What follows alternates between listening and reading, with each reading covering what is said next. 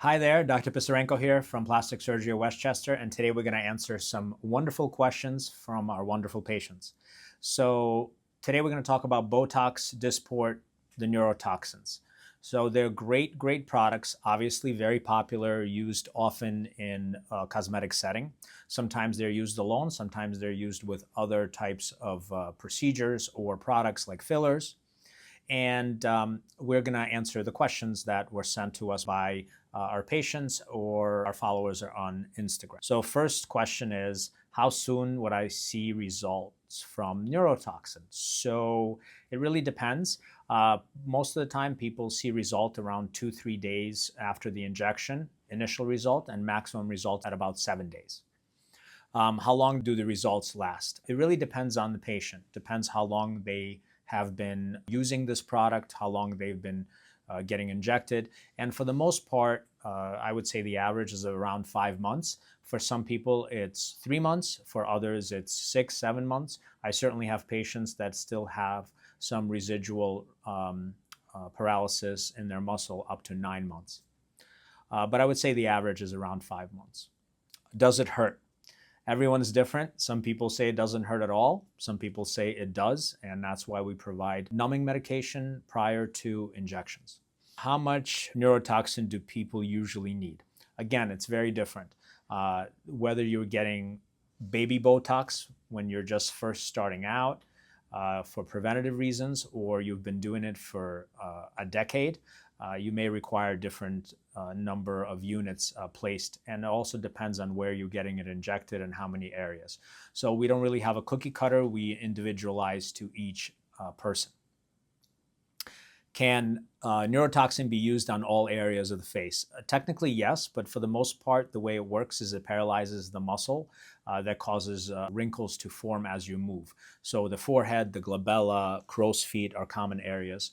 We can also inject, for example, in the lower mouth to improve the contour of the lips, and the corners of the mouth can turn up a little bit. We can inject and the nose to turn up the tip of the nose a little. And also commonplace is the bands in the neck that can relax them so they don't look as obvious when people animate or make expressions. What age should I start getting neurotoxin? Excellent question. Again, it depends on the person. There are certainly some people that I see that animate quite often and already have wrinkles in their 20s. I also see people who don't have any wrinkles until their 40s or 50s. So I usually tell people when you start seeing some fine wrinkles at rest, meaning when you're not making facial expressions, that's when you should start thinking about doing a little bit of Botox or Dysport. Is there anything I need to do prior to my appointment or restrictions immediately after to ensure the best results? Absolutely. So number one, you want to avoid anything that can cause bleeding or bruising, such as aspirin, Advil, Motrin, for about 5 to 7 days prior to injections. And then after, the best thing to do is to avoid any strenuous activity for about 24 hours. And also massaging and rubbing the product in doesn't really work that well because it tends to spread it and can potentially cause it to go places it shouldn't be. What's the difference between Botox and Dysport? Great question. I think for the most part, they can be used interchangeably as long as the provider has good experience and knowledge of the products. The actual molecule is the same that causes the paralysis of the muscles.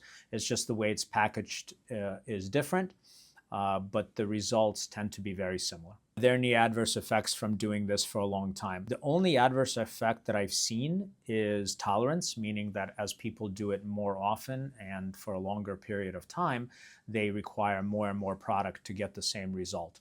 I've never seen anyone have any sort of complications associated with it when it's placed properly. I think all issues associated with injection of neurotoxin is technique-based. Which brings me to the next question, which is related to someone asking about having peaked eyebrows after they were injected, and this was done by 2 separate injectors. Well, it's all about technique. There are certainly ways that you can avoid having peaked eyebrows. Depends on where and how you inject it. It usually happens after injectors really concentrate on the area that's in the middle of the forehead, and they want to avoid dropping the brow, so they avoid the muscle that causes the eyebrows to go up, which is obviously the muscle that is causing the peaked eyebrows.